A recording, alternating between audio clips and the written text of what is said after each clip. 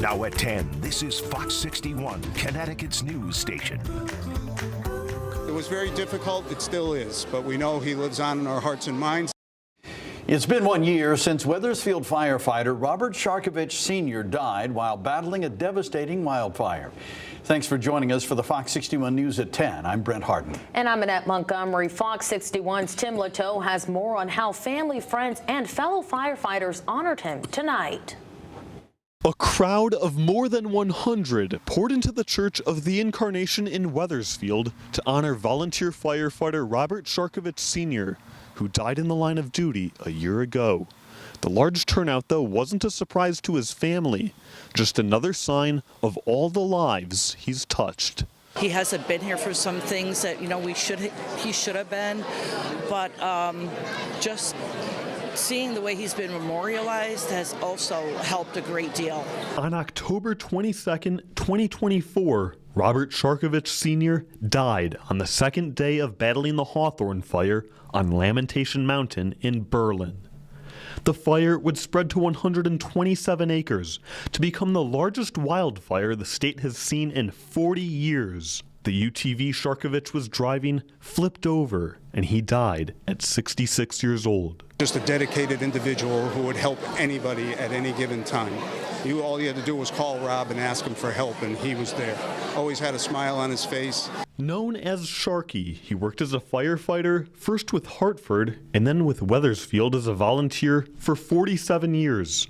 1 year after his death, his sister Karen Letizio has one plea to the public: do a random act of kindness. It's what Rob would have done. Because of the kind person that he was, always doing something for someone, not expecting any kind of nothing in return, I just think this world would be a better place. Sharkovich's family has deep ties to the fire service, with his brother and son working alongside him at the Wethersfield Volunteer Fire Department. Now, his youngest son, Caden, is joining the Sharkovich legacy. It's great to continue his legacy and see what he did pretty much every day of his life. So many fathers are heroes, and Caden has gotten to see how his dad is in more ways than one. He didn't expect anything in return. He just dedicated his life for other people, and it's great that you need people like that in your community to keep the community going. And with such a strong turnout, Sharkovich's family tells me they hope there will be another memorial of some kind next year.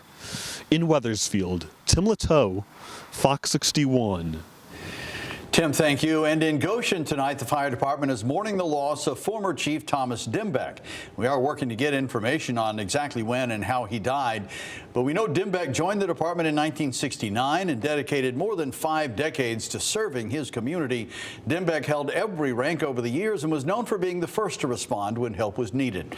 Beyond firefighting, he served on the town's emergency management and radio committees, always working to make Goshen safer. The department calls him a true fireman's fireman and a pillar of the community who will be deeply missed. All right, a first look at the weather now. Beautiful temperatures and sunshine for the rest of the week. I don't know if there's any showers in the forecast, but we can find out. So let's check in with Chief Meteorologist Rachel Frank for our first look at the forecast and to answer that question about showers. Rachel. You've come to the right place. We are pretty much looking at dry weather right through this upcoming weekend. There could be maybe a sprinkle later Friday or Friday night, but for the most part, we stay dry. Here's a look at the satellite and radar right now. And after what was a windy start to the day, now the winds are starting to come down. But those are the winds of change, and they are pumping in some cooler temperatures as we head through the days ahead. Right now, temperatures are in the 50s across much of the state, and overnight lows will bottom out in the 40s as we head towards daybreak tomorrow. Tomorrow, bright sunshine. We are walking out the door to temperatures in the 40s.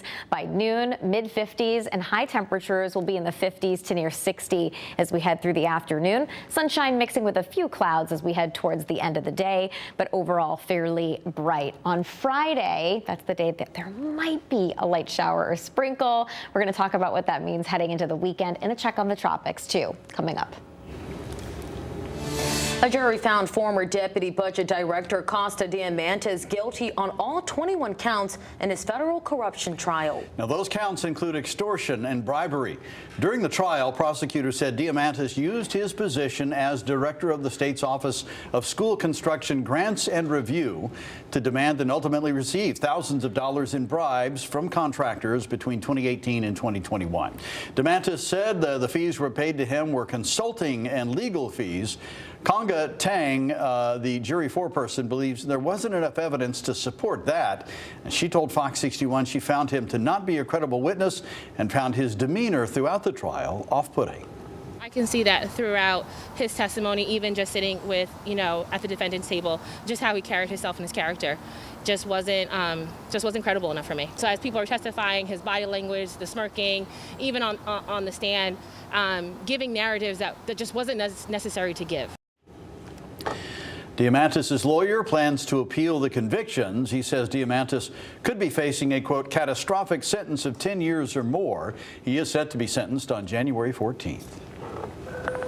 A second driver has died after a crash Sunday night on Albany Drive. That now raises the total number of fatalities involved in this crash to 2. Officials confirm Jamie Martin died today. Police say Martin and 25-year-old Adrian Service crashed just before midnight Sunday. Martin was found unresponsive in the road and his car was on fire. Service was pronounced dead inside of his car.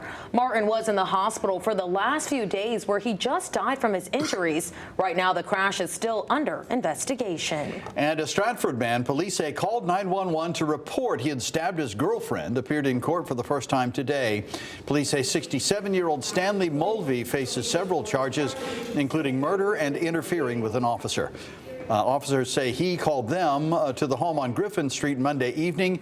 Investigators say Mulvey told officers he killed his girlfriend, 62-year-old Megan McShane. Developing now, we have an update on news we first brought to you last night. A 79-year-old woman is dead after firefighters say a house caught fire at a Mansfield Alapaca farm yesterday. Crews were called to the home on Warrenville Road around 6:30 last night. Officials say they found Carol Dolphin unresponsive inside and quickly rushed her to the hospital where she later died. She's the Kauai farm owner's mother. Firefighters rescued 2 others who were trapped inside and were told they are expected to be okay. Mansfield's deputy fire chief was hospitalized for burns and smoke inhalation. 2 other firefighters were hurt, but they're also expected to recover. Officials tell us they rescued 3 dogs, but one sadly died in the fire. Fox 61 spoke with a neighbor who says he saw smoke and saw first responder vehicles lining the streets. Just can't imagine. I mean, it's horrific. It's just horrific. Having to live with a situation like that is, I just can't imagine. He also tells us the owners are kind and community-oriented. Officials say no other animals were hurt and the fire did not spread to any of the barns. More than 30 firefighters and medics responded to the fire. State police and the town's fire marshal are investigating where and how the fire started. Well, a haunted house in Hamden known for bringing the community together is now at the center of controversy. Now, some neighbors say the asylum-themed decorations on Whitney Avenue are offensive and traumatic. At a town meeting last night, people raised concerns about mannequins hanging and what they describe as disturbing imagery. In a letter to homeowner Eric Andrewson, Mayor Lauren Garrett and the NAACP called for the display to come down and said it reminds them of lynchings and concentration camps. Andrewson says that's not what his display represents and that the criticism has gone too far. It's not anything that the mayor of Hamden or the NAACP has made this out to be. It's not directed towards any race or religion. My intentions have always been it's an asylum. Andrewson says he has been running his haunted house for nearly 10 years to raise money for local causes. Despite the backlash, Andrewson says the display will stay up. Well, the ongoing government shutdown is beginning to ripple through programs that millions of Americans depend on, including some right here in Connecticut. One of the biggest concerns, how long SNAP benefits will continue without new federal funding. Fox 61's Jalen Anderson has more on what this could mean for families across the state. Connecticut families who rely on SNAP benefits could soon see the impact of the ongoing federal shutdown. Many could see changes to their monthly assistance if Washington continues to stall in talks. Oh, they need to hurry and get this done. Oh, that's good. Yeah. Oh my goodness, that is very important. For thousands across the state, the Supplemental Nutrition Assistance Program, or SNAP, is a lifeline. But that lifeline may come to a halt.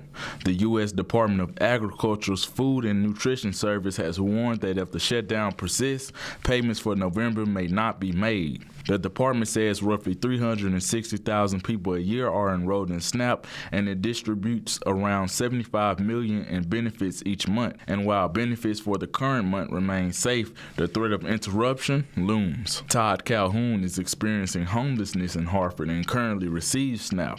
He says although he is going through hard times, this needs to be resolved so kids across the state can continue to have access to food. Some of these kids go to school without eating. That's very important. You gotta have some food for these kids to eat.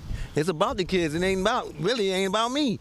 It's about them. Jendaya Scott Miller with the nonprofit Angel of Edgewood says she spoke with lawmakers and expressed why they should take a closer look at the people who are affected. There's just so many layers to poverty and different reasons that I just don't think our government looks at enough to understand how the situation got so bad and how it's only going to get worse if we don't do something. You know, yes, I've talked to a few, and you know, they all have said that they're in meetings, but meetings after meetings, no matter which way you look at it, people are hungry, and we just need to do something. Like, minus the bureaucracy, this isn't a red issue or a blue issue. This is a humanity issue, and people are hungry and starving, and it's only going to get worse. As many local food banks, organizations, and community advocates continue to help those in need, Fred Phillips with Men Stand Up Against Violence says he hopes someone in Washington will spark a change. He encourages everyone to go to the polls and prevent this from happening again. We've been out here doing the work. We've been putting the work in, and we've been seeing the benefits of what we're doing by the community. So it's essential that we get out and get registered, and those who aren't registered, we get them registered, and then we get them to the polls and make our votes count and our voices heard. For now, the benefits will be active until the end of the month, but the longer the shutdown lasts, the more people grow concerned.